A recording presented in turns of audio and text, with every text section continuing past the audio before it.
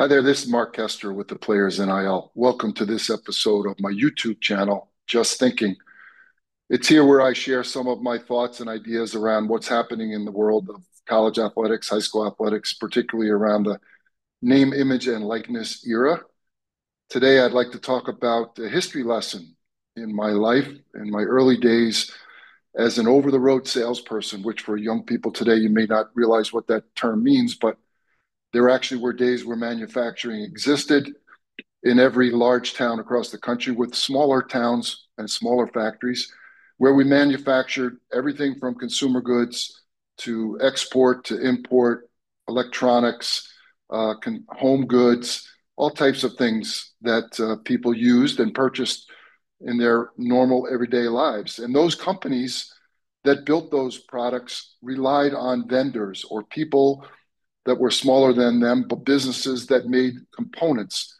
We universally call those components widgets, which is a word that means any little part that goes into a bigger part. And so in my early days of selling widgets to larger companies that would assemble consumer products and the like, I learned a lot about sales. I learned a lot about people. I learned about reading the room, reading people, and how to create an opportunity for a sale.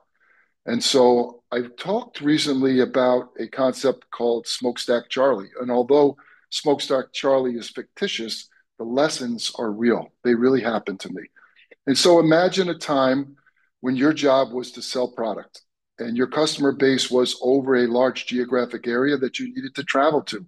Perhaps you flew, but in most cases, these were regional salespeople that drove everywhere that they needed to go to. For me, it was upstate New York.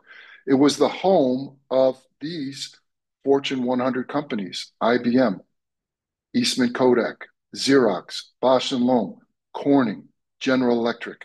So you can imagine the level of manufacturing going on and the level of suppliers that were needed to create these finished products. And so we relied on sales history, people that we worked with, but most important part of the job was cold calling. Cold calling refers to a concept where you don't know who your audience is. You don't know who the customer is other than it's a target company. And you need to find out who's in charge, who's making decisions, what's their name, and how do you get in front of them. There was no internet. There was no email.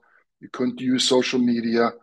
There was very little telemarketing. So it really was incumbent on you as the regional manufacturer's rep representing all of these widget companies trying to sell to these major 100 Fortune 100 companies. How do you get in the door? How do you cold call and get through the front door? And the most important and probably the first step to all of this was identifying the target. And so the smokestack Charlie analogy is this.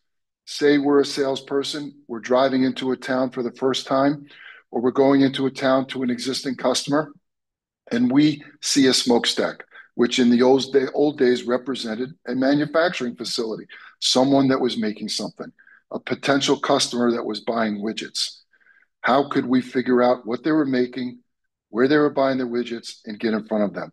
We literally would go to the front door of the factory, go into the lobby where there was a receptionist, and start asking questions. Of course, that lobby was the gatekeeper to all of the important people in the back or upstairs. And so being nice to the gatekeeper, to the receptionist, to someone that would tell you who the right person was, perhaps they'd call them on the phone and say, you have a visitor.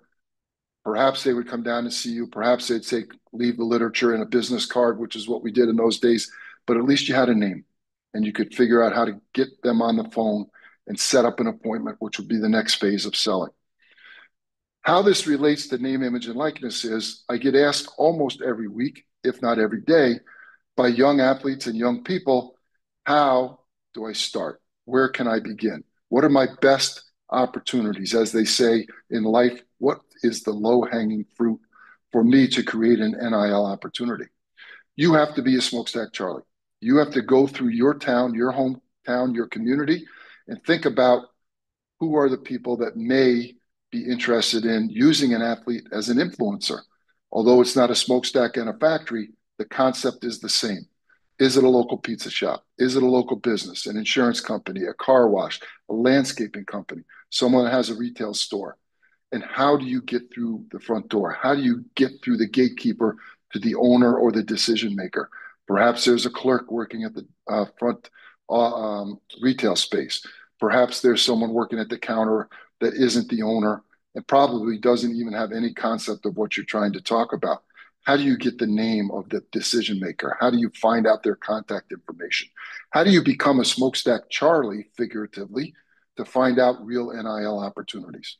Well, first of all, and most importantly, it's called confidence. You need to have some confidence about what you're doing. You need to have some confidence about the value added proposition that you are presenting to that shop owner.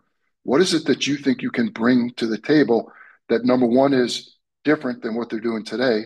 Number two, is going to add value. How can you add value to the process? You need to understand the process. How are they spending their marketing dollars today? Do you see them on television ad, radio ads? Are they in the newspaper? Is there a sign or a banner at the football field or the basketball gym, at their sports arena in your local community? How are they spending their money? Look around the store. How are they promoting what they're doing? Are there specials? Are there weekday specials? Are there lunch specials? Understand their business. Do your research. Be a smokestack Charlie and understand who the client is and who the audience is when you finally get that chance to be in front of them. Then the confidence part comes from knowing your value. Who is your audience? How many followers? What platform? How can you influence them to come to that store and purchase something that that store owner wants to sell at a profitable price, not just giving things away? So the Smokestack Charlie concept has probably been around forever, but for me, since my early days in selling, it's the mentality of cold calling. How do you identify a customer? How do you approach that customer? What is the message? And then how do you close the deal? Understanding what is the value proposition. So remember those four things when thinking about how to create your NIL brand and how to create your first NIL opportunity. I want to see everybody out there be a smokestack Charlie in your hometown and get your first NIL deal on your path to success. Thank you for listening. As always, have a great day and be awesome. Thank you from the Players NIL.